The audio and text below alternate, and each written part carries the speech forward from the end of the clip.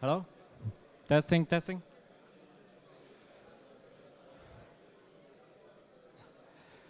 Hey, time for the talk to start. Everybody be quiet. All right, cool. Thanks for coming to this talk. This one, it's cryptographic. I think this was in the privacy track, but I've also mixed in some scalability stuff as well. It's a bit crypto heavy. I mean, somewhat maths heavy. So I'll try to go slowly through those examples. And if you start to zone out, just really listen to the points where I say just listen to this point, because there's only a few important bits that you have to lock on to actually get the most out of this, really. But yeah, so that's the topic, and basically I'll walk through a very simple example of doing a ring signature contract on Ethereum for voting, and show why, even though there's a bit of a trade-off between if you want it to be truly 100% private, it's quite hard to make it scalable. If you wanted to make it 100% scalable, then you kind of lose some privacy. So I'll show a few different approaches, and then come up with like kind of a hybrid model where you can kind of get the best of both worlds. Anyway, and by the way, if you want to know the about me, I always forget about this part. It's so I'm Matthew DeFront. I do some security and cryptography at the Ethereum Foundation, help on some of the protocol stuff, and besides that, I also run my own firm, ZK Labs, which you can see the site in the domain, the email domain there, which is a smart contract auditing firm, and also I do some crypto development there as well. Cool. So, all right, the overview. We'll go through the motivation. You know what sort of brought me to this talk, what brings me to this kind of research in general. A big part of this topic is going to be a elliptic curve refresher and a slight overview of bilinear pairings, because without that it doesn't make, I mean, the rest of the talk would mostly be just statements. So, and then we go through a naive on-chain voting scheme, say, if we're ever going to do e-voting on the blockchain, or all those other blockchains that like to do on-chain governments, or whatever, like projects like Aragon, who have company governance on the blockchain, they all kind of need this on-chain voting, these on-chain voting schemes. And so I'll go through like an attempt to make those voting schemes somewhat private, such that if I vote for an outcome, you don't know that I voted for the outcome, but you know that someone eligible to vote voted, right? And I'll show, I'll show the bottlenecks we run into that, and then I'll go into a very high-level overview. Well, I mean, it's high-level and low at the same time, but we'll go through it on how to make that a bit more scalable. So, some of the motivations for the talk and this research in general is Ethereum is great for trustless applications, but if you do things naively, saying like if you just write a normal smart contract, if you're not really aware of the cryptographic primitives at offer, the privacy is not great. I mean, pretty much non-existent, and the gas cost is astronomical. If you were thinking about, like, if you ever wanted to do a blockchain, like a statal voting on the blockchain, like for an election, right? Those are usually millions of people. If you can imagine that normal elliptic curve signatures are 64 bytes per signature, you multiply that by the amount of, at the very least, right, without even including the message. If you multiply that by 64 million for just 1 million, an election with 1 million people, that's 64 megabytes on the blockchain for each election, and that doesn't really scale well, especially because that's the absolute lowest point if you're not even telling people what you're signing for. It's actually probably 10 times that, so it's like gigabytes per election, and it wouldn't really work out. But so we can go through a scheme, and leveraging some crypto primitives, we can alleviate some of the problems of privacy and scalability. And also, yeah, obviously, mostly, I guess most elections, most sensitive voting protocols don't want to reveal the voters' preferences, right? So that as well, you don't want to do it absolutely naively, because even though that might be easy to program, it's definitely not desirable. We're working?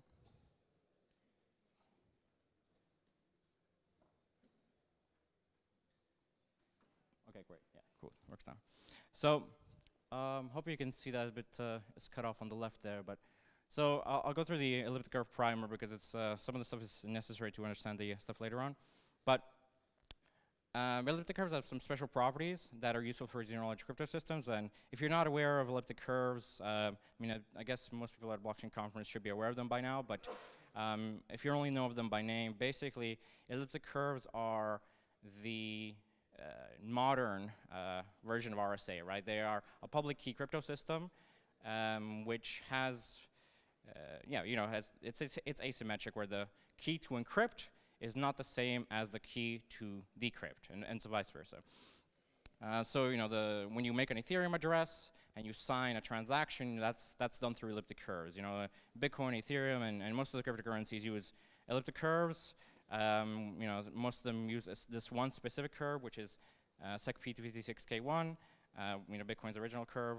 And it's also kind of one of the things that made blockchains possible in the first place. I mean, besides the public key crypto system stuff, if you wanted to use RSA for the blockchain for private public key signatures, it would be ridiculous. The key sizes for RSA for the same level of security are something like 20 to 40 times larger, right? So we already have scaling problems with the quite efficient EC schemes that we have now. RSA would probably have made this unworkable, other than much, much slower. So anyways, the history aside, the elliptic curves have these properties which mean we can perform additions and multiplications on the public key without it's destroying its relation to the private key, right? So remember that public and private keys are really just two numbers. I mean, the private key is a number, the public key is two numbers. It's a coordinate point, but you can create a morphism that maintains the group structure, and that's kind of what gives rise to all these nice zero-knowledge proofs. The extension of that with bilinear pairings, it gives rise to ZK snarks, and there's so on and so forth. That you can do some cool stuff. I'll just read this out. The EC security crash course. The security in RSA is based on hardness of factoring large numbers, but the security in elliptic curves is based on the discrete logarithm problem. And so, what is the discrete logarithm problem? It means, so given y, that is the result of a computation, g to the x, right? So if g is, for example, 2 and x is 4, that 2 to the 4th power would be 16, right? And so given 16, you say, okay, what to the power of x base 2, taking 2, what is the exponent that gives me 16, right? And so on normal, on the normal real number line, that's quite easy because exponents have an inverse. But on modular fields, which is in RSA and elliptic curves and fields, discrete fields in general, the definition of discrete fields, you can't inverse this because there is just not an inversion, one-to-one inversion operation, right? So both in RSA and elliptic curves, we deal with integers on modular groups, and meaning the operations wrap around like in a clock, right? So clock arithmetic is modular arithmetic. If it's 2 p.m. and I say let's meet in 12 hours, we're not going to meet at 26 p.m. at 26 whatever. We're meeting at 2 a.m. I guess. Yeah, and this is basically what's being illustrated there in that simple calculation. But in cryptography, these numbers are obviously gigantic. They usually deal with numbers on the order of 2 to the 256 or larger, which is much bigger than what your clock can keep track of. But here's an example in terms of real numbers. It's much smaller though.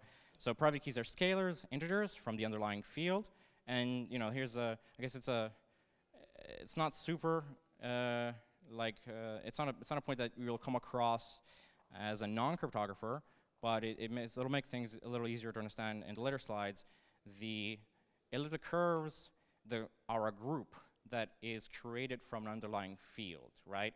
So it's kind of like the curve, or the group that substantiates the curve, is really an emergent property of the underlying finite field. And so from one field, you can actually create many different elliptic curves depending on how you construct the curve, right? And as I said before, elliptic curves are crypto is much more efficient than RSA. A 256-bit elliptic curve key gives you 3072-bit RSA key security. And here's the fun tidbit on the homomorphism or the commutative properties. If you have a private key x and a public key GDDX, then the private key of the public key times a constant k to the power of x is x times k. I mean, I know that's a bit hard to follow just in spoken word, but this little trick is often used for vanity generation, a vanity address generation. Like if I want an Ethereum address that starts with 1, 2, 3, 4, 5, 6, 7, 8, 9, and I don't want to do the computation myself, but at the same time, if I let somebody else do that computation for me, naively, again, then they'll know my private key, right? And I definitely don't want that. So what I can do is I can take a x, right? This is mine and remains always secret, and I create the GDDX. And then which is pub, right? And I give the public key, GDDX, to an external party, and I say, compute an address that has GDDX as its component, with 1, 2, 3, 4, 5, 6, 7, 8, 9 at the beginning. And so he'll find this third party. They will find a constant k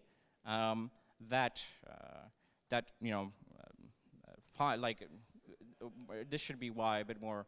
Let's say k to the y, because if it's a third party, it's a different one. But they will find a constant k to the y that hashes to address 1, 2, 3, 4, 5, whatever, and they won't be able to use it because they don't have the primary component, g to the x. But if they give it to me, then I can combine k to the x and g to the x together and create my vanity address. So it's kind of it's a nice way to outsource this specific type of computation.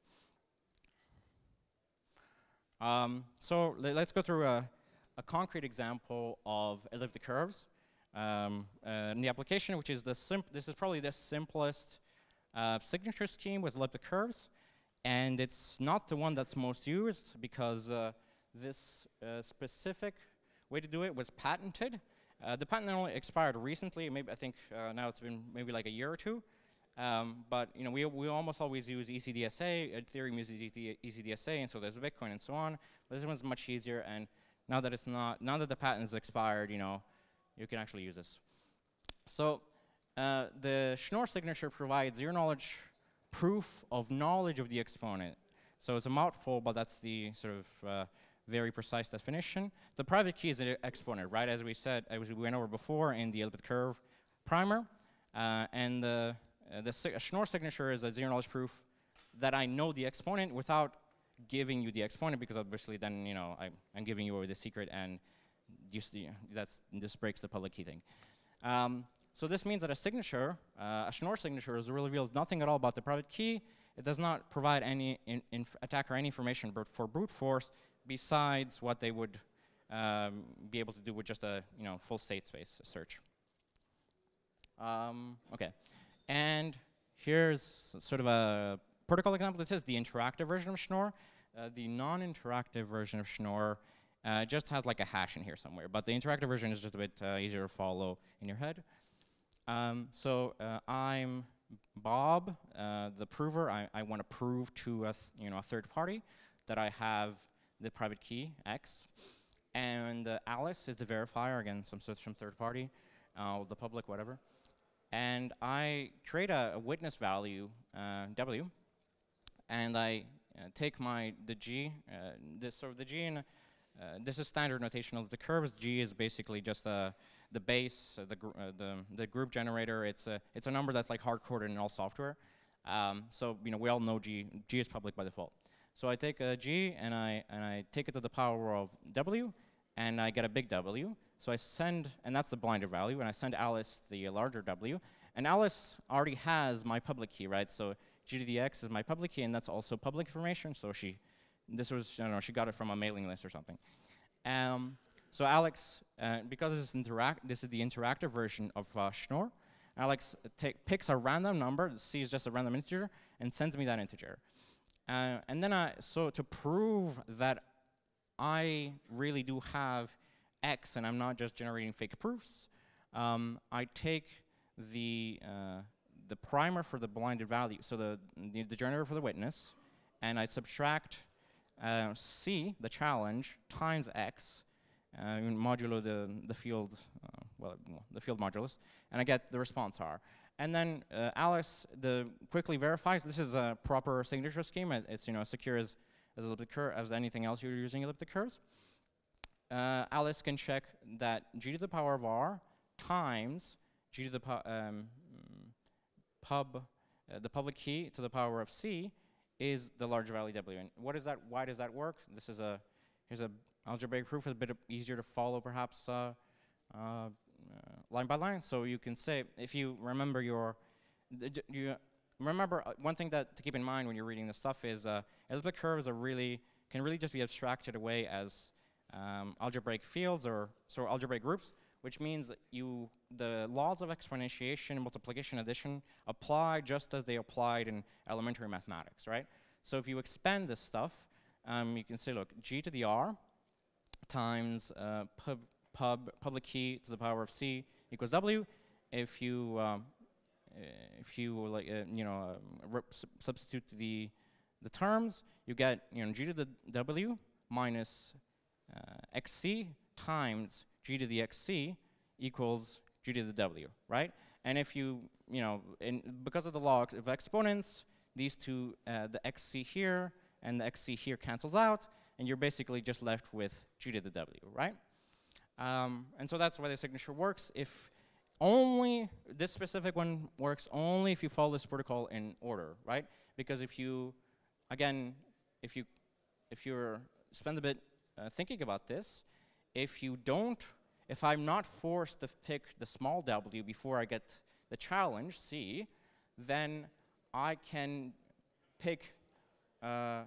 just pick any random w to make this work, right? Because these two cancel out. So if you plug in pretty much any combination of numbers here, it'll work as if you're not forced to do the commit beforehand. And again, this is the non-interactive version, which is more what people are used to in terms of signatures. When I create a signature, I can just publish it to the world without having to be involved in every verification. You just use the hash to force WC causality, because you cannot get C, the result of the hash, before knowing W, right? Because that's kind of the security that we all assume from hashes. Right. So I mean this is the simplest possible version of elliptic curves. So we can move on now. So on bilinear pairings. So the bilinear pairings is perhaps you've read about them or seen them mentioned just by name, but we got on the Ethereum virtual machine. We put in support in opcodes for bilinear pairing checks and operations late last year, and they allow for some interesting extensions to elliptic curves, right? And the extension being that normal elliptic curves, if you have two elliptic curve points, you can only add the elliptic curve points together, but you can't multiply them. You can take a scalar, an integer, and raise it to an exponent. You can take a point and raise it to an exponent that is a scalar, but you can multiply obviously two scalars together, or you can multiply a point by a scalar, but you can't multiply a point by a point. And this kind of extends that group to make it fully complete Gaussian multiplication as well. So as I said, it allows one extra operations, the multiplication of elliptic curve points. It's not normally possible on non-pairing curves, and the reason it's not possible is that if you did it on the same group, then it breaks the discrete logarithm problem. Well, it breaks the discrete Diffie-Hellman problem, which is decisional Diffie-Hellman problem, which is kind of like why signatures work. But if you do it in a very specific way, it allows you to do decay snarks without breaking normal signatures. So here's an example of a BLS signature. So given a private key x, message m, a hash function h, the signature is, the sigma is the message run through the hash function, which is a number, right? Remember, like, always there's numbers. Or actually, sorry, this is hash to elliptic curve point. So you hash to a number, convert that to elliptic curve point, and then you raise that to the x, which is your private key, and you get a signature, right? And the verification of the signature is simply you take this is kind of a way to encode bilinear pairings points, because kind of maybe how you can tell from the word bilinear, linear two lines, they are, a bilinear curve is kind of a pairing of two curves, right? It's a grouping, a combination of two curves. So you take the bilinear point, you have a point from the group 1, another point from the group 2, and you can do this special operation that allows you to shuffle exponents outside from inside these little parentheses to the outside. So if we remember that the signature here is just h to the mx, and as I sort of show here, I can take the h to the mx, and instead of keeping the x inside, I can take it outside of the parentheses, right? I can't move the x from here to here, but I can take it from the h to the m to the g, but I can take it outside. And again, since this is basically the same, but the x is just on the other term, I can move it outside the parentheses and check for equivalence. And this is kind of the very, very basic first step of why ZK snarks work and a whole bunch of other stuff.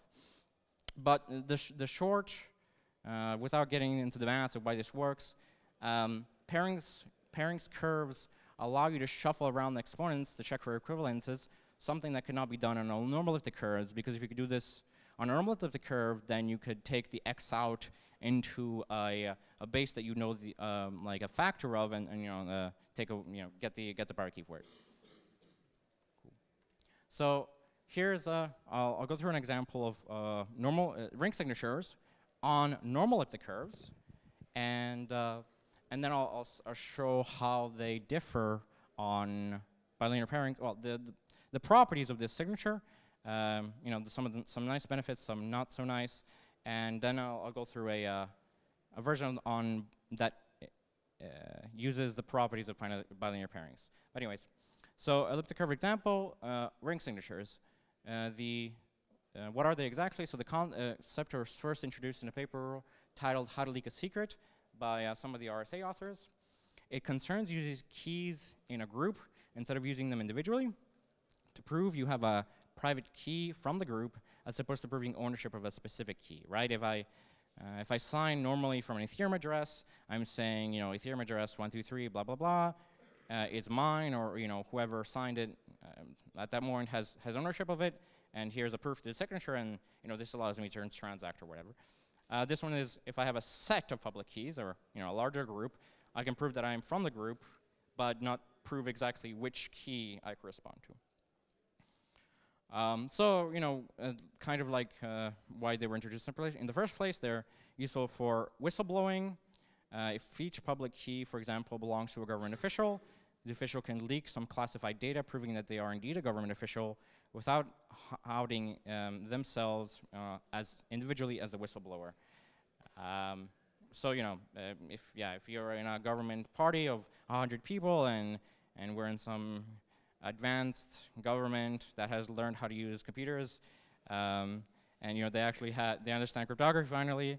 You can say it's something dodgy is going on, in some lobbying or corruption. You can say, hey, look, here's a signature from one of the parties that would be privy to this, but without immediately getting themselves assassinated, right? Because they now they know exactly who leaked it. But it's just somebody from within politics, right? That would be a nice thing.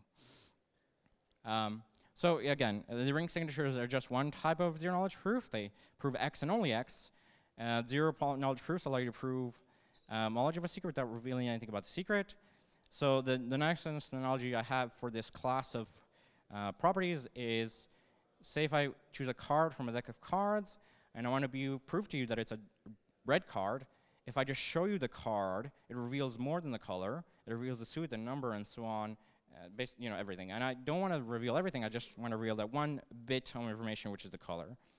But if, on the other hand, I just take my card aside from the deck, and you assume that this is a deck with 24 black cards and 24 red cards, and I haven't messed with the deck.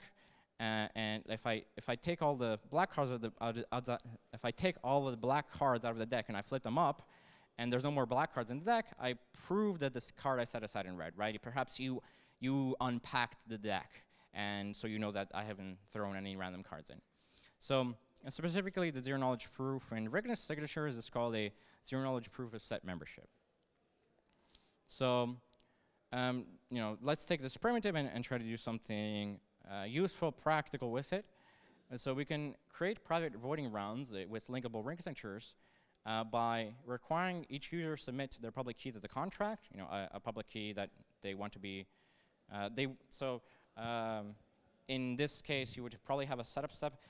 If anybody is aware of, for example, the Estonian government, they give out, I have one of the Estonian EID, e-residency things, and the Estonian residency card has a chip in it, a smart chip, and that smart chip can be plugged into a smart card reader, and if you mess with the pin, the software, you can create signatures from it, and the signatures can derive a public key, which then you can go check against the embassy's website or some server they run that says, look, yes, I have a certificate where I signed for this public key, right? So all public keys, that all signatures from this public key are very likely from me, Matt Di Fronte, because the only way to get that card with the key in it, and you can't extract the key, well, assuming that the smart card is safe, the only way to get that card is to be me and go to the embassy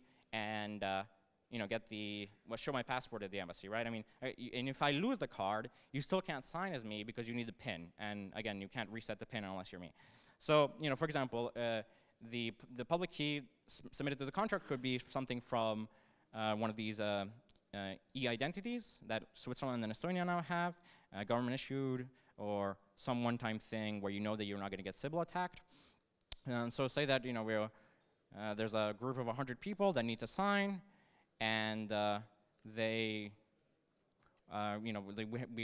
deploy the smart contract saying, wait until you get 100 public keys that commit to signing, and great. And now once they have all joined, each user is entitled to one and only one private vote, right? And through some extension to rig signatures, we can make sure that even though when I sign, you don't know that I, Matt, have signed, you know that if I sign 2 times, you can detect that I tried to double sign, but you just don't know who. So you can prune all double votes. The smart contract can do it automatically, but you still don't know who signed, but it must have been one of the people from the set of committed public keys.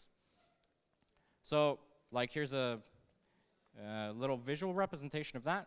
So you can see if we were using this for example, anonymous, the ring signature can be used for anonymous payments or voting or whatever. You can see that the green, if we imagine identities here as keys, the green key, the yellow key, and the red key, these are still the same colors. I think but yeah, they are still the same on this side, right? Except for the way that the signature is constructed, the signature contains a component from each key. So if this person commits some funds and a key, this person commits some funds and a key, and so on, then only the person who has the private key can then withdraw from this, right? As again, for example, a ring mixer. And the signature, it reveals no information besides the fact that it's a signature from this group, right? So that if I put money in, no one can steal my money, but at the same time, when I withdraw the money, no one can know that like, no one can know that the first withdrawer was me or that the last withdrawer was me, right? So it makes sense. I think that's not too difficult. It's just some crypto magic, but take it as truth. So there's a problem here. If you wanted to use this for if you wanted to use it naively again for larger scale stuff, through normal ring signatures, we have indistinguishability between participants. I can't tell the first and the last signer apart. I don't know who they are. But there's an obvious scaling problem. So a vote from 1,000 people will require 1,000 individual signatures that are 1,000 sig size bytes each. And for this specific implementation, at least the one that I did myself, it's large. It's quite large. It's like more than 100 bytes per signature, per individual signature component. So again, this would be 1,000 times 100 times 1,000, which is ridiculous. It's a ridiculous size. And I think even if you do it with the best opcodes right now, the most optimized EVM assembly, you hit a limit about at a ring of 10 people, 10 to 15 people. So if you wanted to a mixed type network like you have in Monero or in Zcash, where the cloud of anonymous users is very large, that's just not possible. At least not if you program it this way. But there's some hope if you use instead bilinear pairings. And so I'm gonna get ready for the next slide because I didn't really have time to make the pictures pretty. So there's just a bunch of math on there. Consider a simple setting in which several signers all wish to sign the same message M, right? So for example, if somebody makes a proposal on the mainnet saying, where we want to upgrade the smart contract, it's a token contract, and the token holders are eligible to vote on whether it can be upgraded or not. And if they sign, then great. If they don't sign, then it's just taken as an implicit no. And the message, again, would just be to upgrade. And so imagine that we have a threshold aggregate n of n. So this is a simple aggregate n of n, meaning that it's not a it's just an aggregate n of n, not a threshold m of n.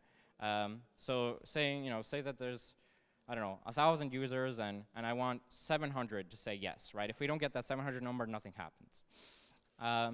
So again, consider that the message is the same, just a smart contract hash, for example. The signers, the signer I, their secret key is x to the xi, and the public key is y sub I, whatever. That's g to the x sub I. And then the signature is created a bit differently than we were doing it in the Schnorr example. So the signature here for each signer is the one that we went over here, right, from BLS. So we take our public key, we take our private key, the exponent x, and we raise the hash curve point to the power of that, right? So our signature is the BLS signature, so it's not the Schnorr signature. And remember these properties where I can shuffle the exponents out of the curve, out of the parentheses, to do simple computation shortcuts and check equivalences. Right, so now we know that each individual signer's signature is created by hm over x. This, if you don't have the mathematical background, it's just this it's product sign, meaning that the aggregate signature is simply all of the individual signatures from each participant multiplied together, right? Remember, we couldn't do this. If I take a signature on the mainnet for some Ethereum transaction and another signature from the mainnet, I can't multiply those together. You just can't do that on normal elliptic curves. But because we're on a bilinear pairing curve, we can do that. So the final signature, the n of n signature, is simply the signature from each participant multiplied together. So yeah, in other words, you have each individual signature is just h of m summation to the individual's private key. So the aggregated signature is just basically what we did over there. And for verifying the smart contract, we only need to we can accept if and only if the elliptic curve, the bilinear check G over the aggregate signature is equal to the product of all individual signatures, for each individual public key over the message, right? And I know it's a bit hard to visualize this without having a few more pages of math, but basically this just says it's basically saying the same thing as this here, right? We take each individual signature and multiply it. So we have, say that we had 10 signers, we would say sigma 0 times sigma 1 times sigma 2 times sigma 3 and so on, and that's sigma complete, right, or sigma whatever total, which is the aggregate. And so this one would be, we take the elliptic curve point, the pairings point y0, which I mean, remember, it's just g to the x0 because that's what this is, right? Over hm, and then we multiply that by e y1 and so on, and ey2, and that, because of the properties of bilinear bearings, we can make sure that it is the same as that without anybody losing any of their without anybody losing their private keys, right? But there is one thing, if anybody managed to follow the rambling, is that you lose the privacy here, right? Because for each, if you're sort of looking at the, if you're paying attention to the definition,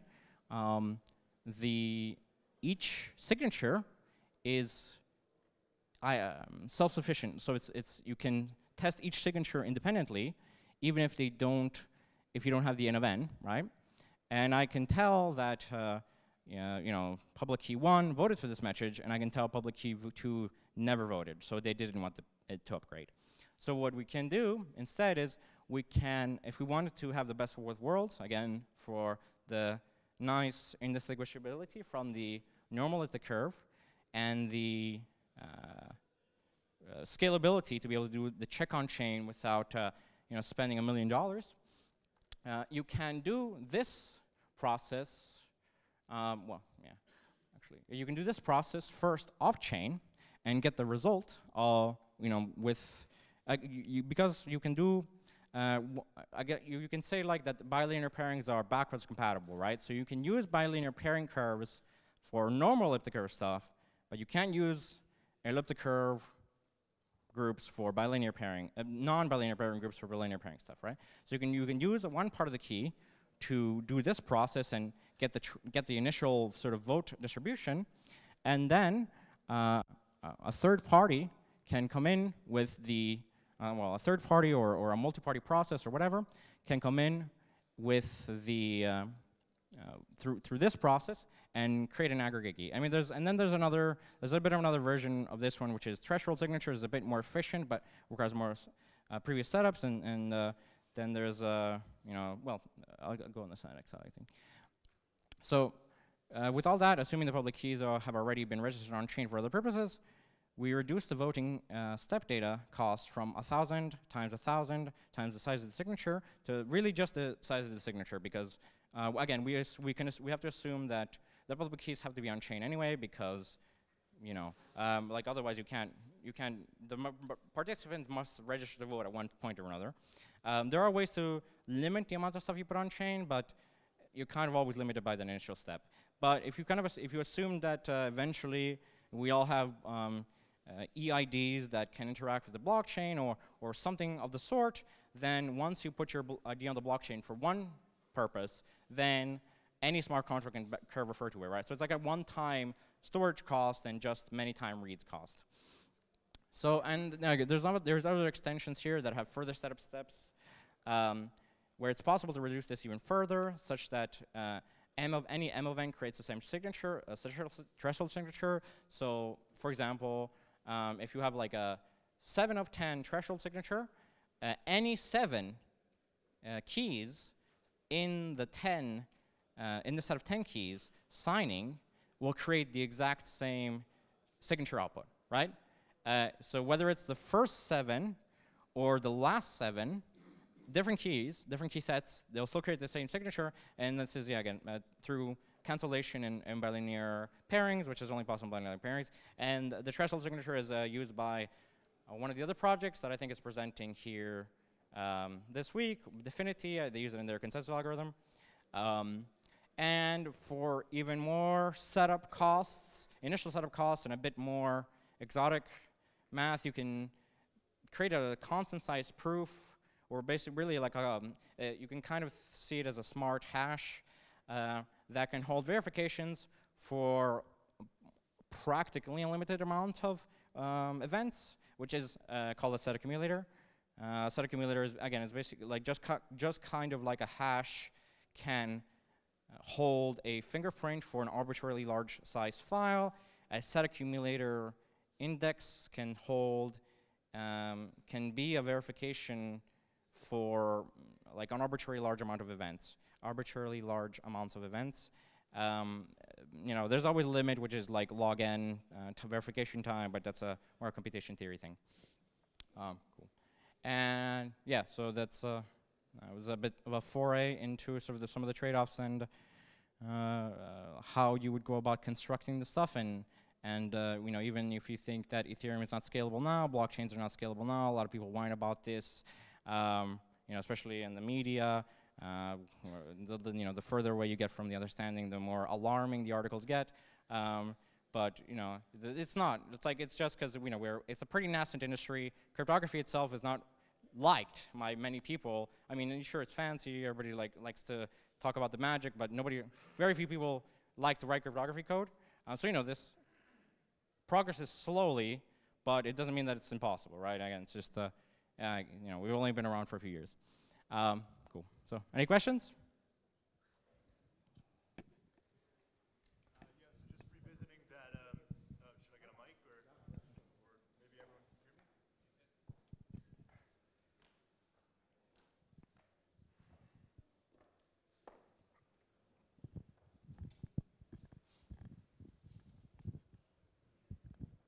Yeah. So just about the threshold BLS thing.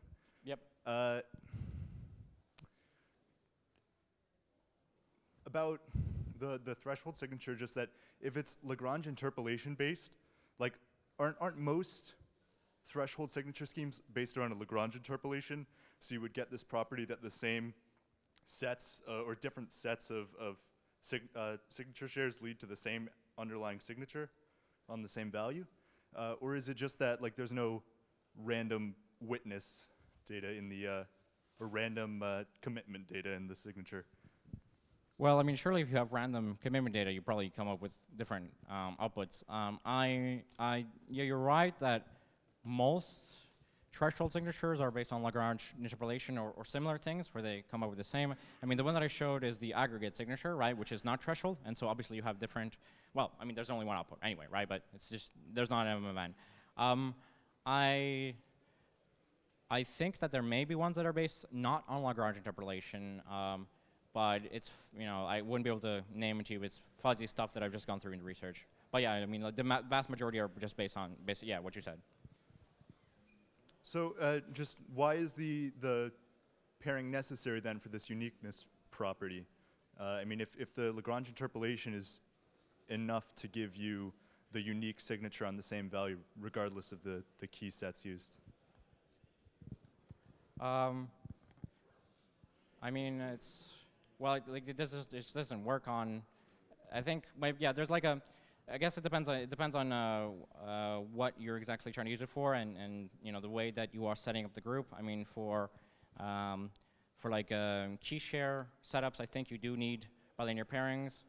But for example, yeah, like you're right that you can do ECDSA in a key share way with Lagrange interpolation as well. I think it just kind of depends on whether you're using it as just like that one standalone event where once it comes together, you have that, you need to have that interaction process every time it comes together, or whether you want that first DKG setup and then from then on you want the non-interactiveness, right? So yeah, it depends on the use case. All right, thanks. Cool. Any other questions? Yep.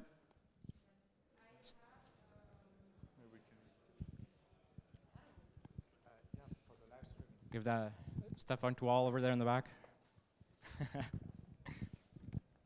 Thank you. I have a few questions, in fact. So my first question is about the ring signature. When you were talking about the voting process, well, it solves a sort of problem that you don't really reveal the identity of the person. But what about Sybil attacks? How can we solve such a problem and make sure that people do not generate multiple public keys to have multiple identities to be able to vote? So yeah, that's I mean, first so question. I feel I went over that briefly before. Basically, again, if it's like a governmental election, for example, right, you can only use the key to sign that the government has signed off on, right? And like in the payments example, right, to make sure that somebody doesn't withdraw more than they put in as well. I mean, nothing prevents them from being more than one participant, but every time they put in, they try to be more than one, it costs them more money, right? So there's economic incentives, there are permission incentives. Yeah, the Sybil problem is a problem in environments where there's no economic penalty for trying to be multiple people, but it's not, I mean, the Sybil problem is not really a cryptography problem. Again, it's an economic incentive problem. So the solution there depends on the use case, right? So like using security check or some security deposit or something. Yeah, or again, yeah, or like having some sort of in-person verification step before you're allowed to, sign. Okay, and my second question is about scalability issues, and when you use, for example, secret sharing protocols, and you do any sort of multiplication or whatever you want off-chain to solve scalability issues, and then verification, you do it on-chain.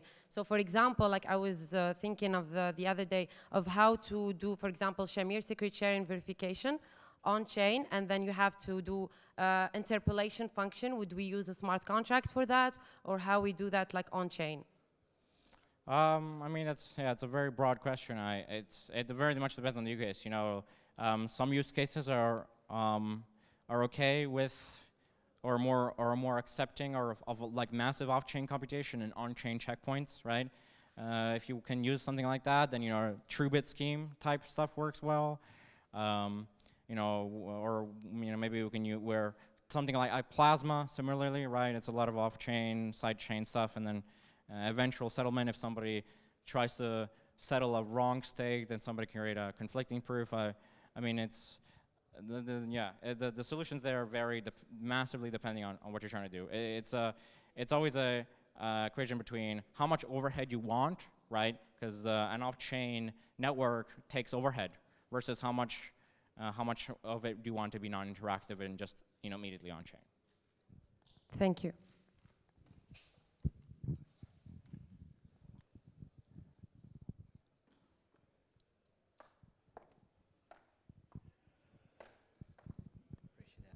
Hey, thanks.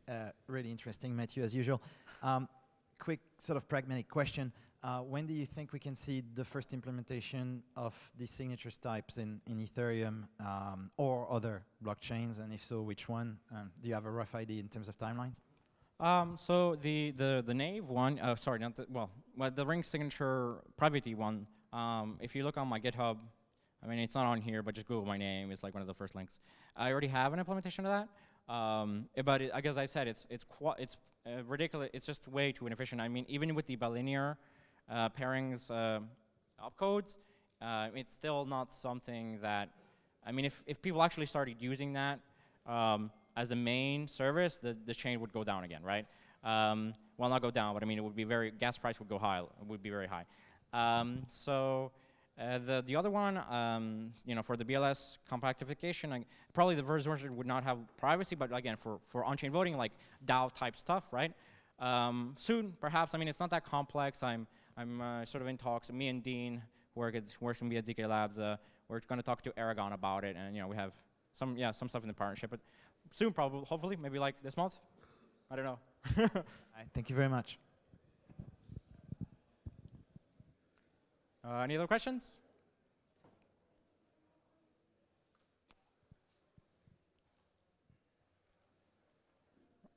All right, no more questions then. Cool, thanks.